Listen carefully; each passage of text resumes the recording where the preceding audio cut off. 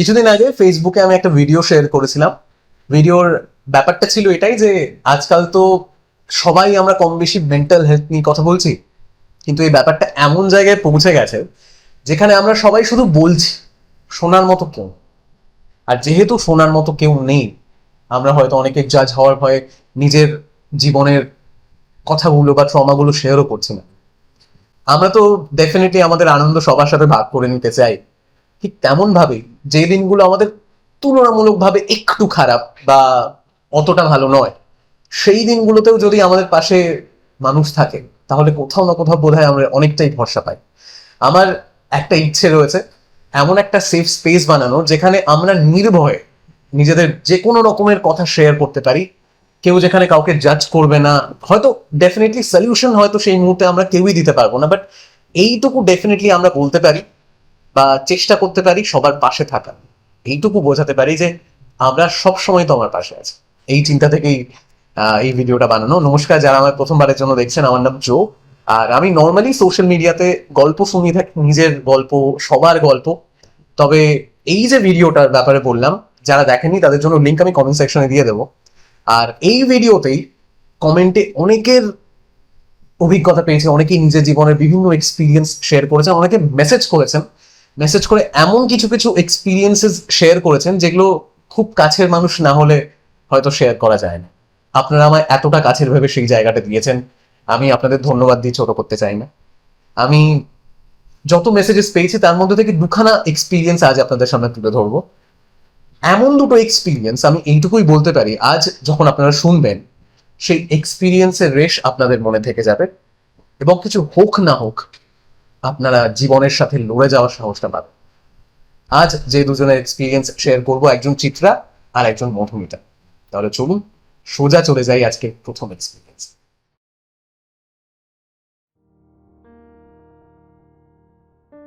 আমি চিত্রা।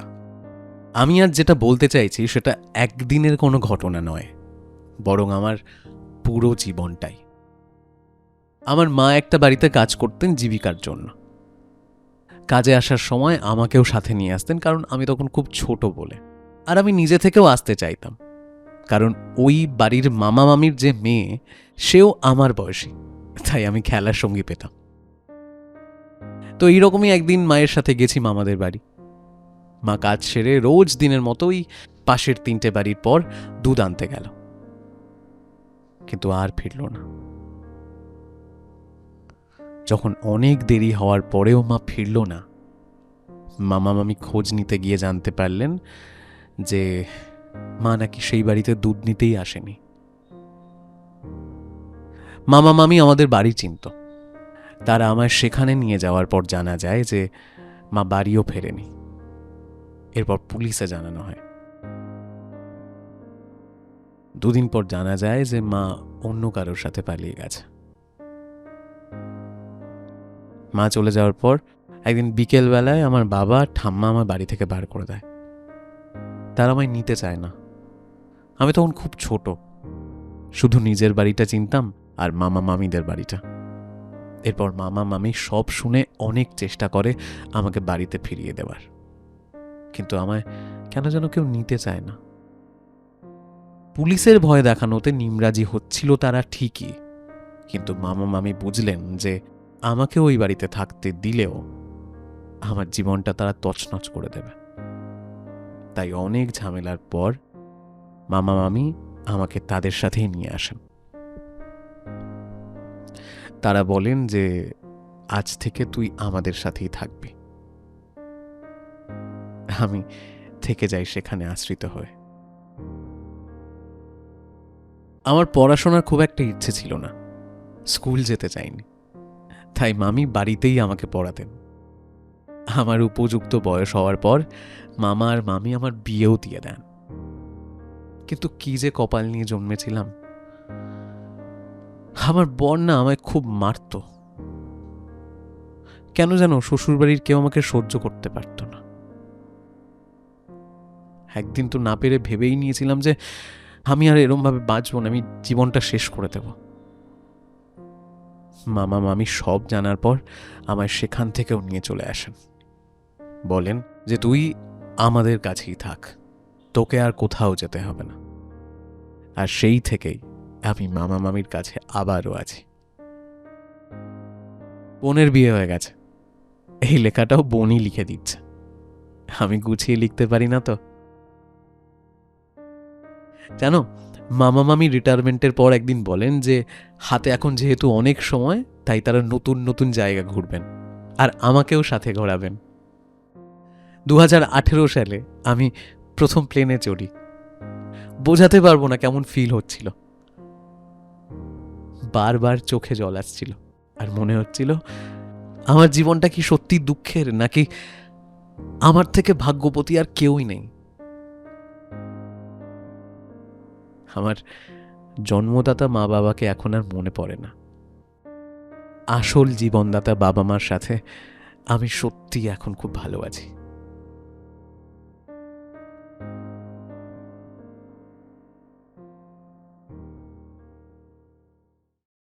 শুনলেন চিত্রার জীবনের অভিজ্ঞতা। আমি শিওর আপনিও হয়তো আমার মতো চিত্রার জন্যই খুব খুশি। আর আমি ধন্যবাদ জানাতে চাই তাদের, যারা চিত্রাকে ঠিক নিজের মেয়ে হিসেবেই এতটা ভালোবেসে আগলে রেখেছেন। সত্যিই আজকের অভিজ্ঞতার শেষটা বেশ মন ভালো করে দেয়। আশা করি যেন আমাদের সবার সাথেই শেষে সব কিছু ভালো হোক। আজকের পরের অভিজ্ঞতায় যাব, তবে তার আগে একটু মেনশন করতে চাই, যদি আপনি আপনার কোনো এক্সপিরিয়েন্স আমাদের সাথে শেয়ার করতে চান, সেটা খুব সহজেই করতে পারেন। আপনি আপনার অভিজ্ঞতা আমাদের পাঠাতে পারেন আমাদের ফেসবুক পেজে, অথবা মেইল করতে পারেন আমাদের ইমেল অ্যাড্রেস storywithjoe@gmail.com। আজকের দ্বিতীয় যে অভিজ্ঞতা রয়েছে সেটাও কিন্তু আপনার মনে দাগ কেটে যাবে। আমি সেটা আপনাদের পড়ে শোনাচ্ছি।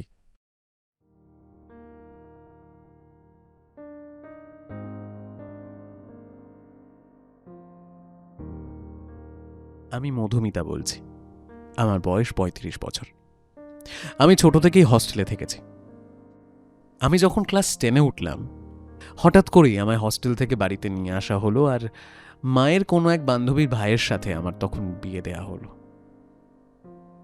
আমার বয়স তখন 14 বছর, আর আমার হাজবেন্ড আমার থেকে 15 বছরের বড়। বিশাল এক জয়েন্ট ফ্যামিলি, প্রায় 20 জনের পরিবার। আমি আমার হাজবেন্ডকে রিকোয়েস্ট করি যে সামনেই যেহেতু এক্সাম, আমায় পরীক্ষাটা দিতে দাও। উনি রাজি হয়ে যান আর আমি পরীক্ষা দিই। তবে পরীক্ষা দেওয়ার 1 বছরের মধ্যেই আমার জীবনটা পুরোপুরি বদলে যায়, কারণ আমি এক মেয়ের মা হয়েছি। মেয়ে কেন হলো এটা নিয়েও প্রতিনিয়ত অশান্তি শুরু হলো শ্বশুরবাড়ির দিক থেকে। প্রতিনিয়ত আমায় এটা শোনানো হতো যে কেন ছেলের জন্ম দিতে পারলাম না। যাই হোক, আমার রেজাল্ট খুব ভালো হয়েছিল মাধ্যমিকে। আমি উচ্চ মাধ্যমিকের পরীক্ষা দিতে চাই, হাজবেন্ডকে বলি।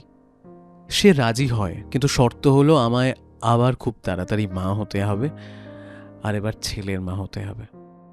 আমি তাতেই রাজি হয়ে যাই, কারণ আমি এই 1 বছরে যা কষ্ট দেখেছি, আমি ভেবেই নিয়েছিলাম যে আমার মেয়ের জন্য নিজের পায়ে আমায় দাঁড়াতেই হবে।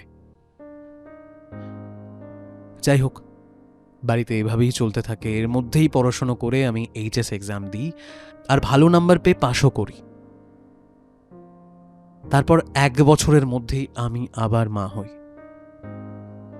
আর এবারেও আমি মেয়ের মা হই।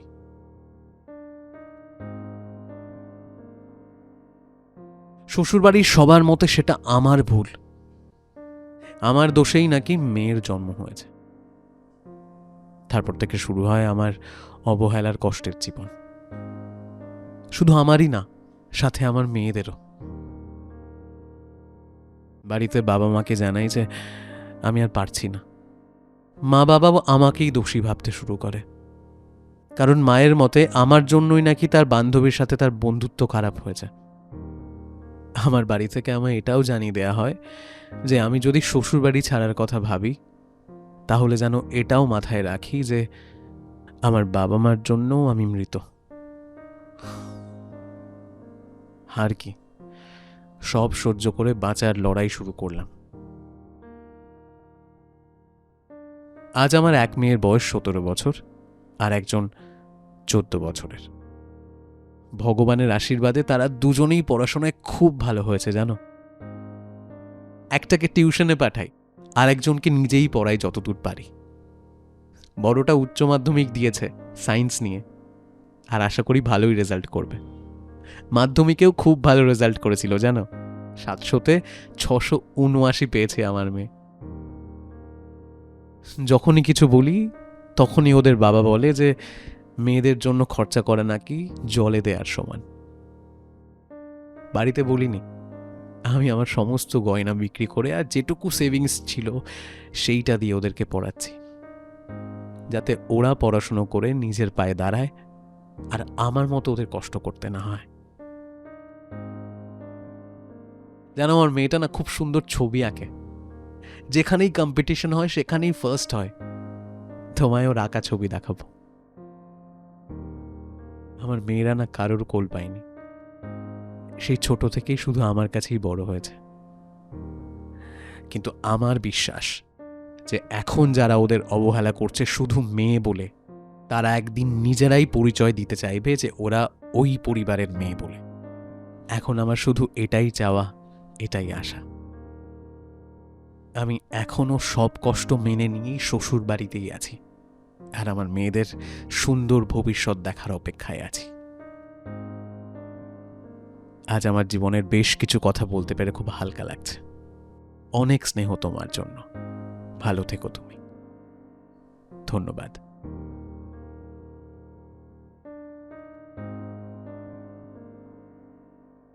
আমরা মাঝে মাঝে ছোট ছোট ব্যাপার নিয়ে কত চিন্তায় পড়ে যাই, কিন্তু এই রকম কিছু অভিজ্ঞতা শুনলে মনে হয় যে আমাদের কষ্টগুলো কত ছোট।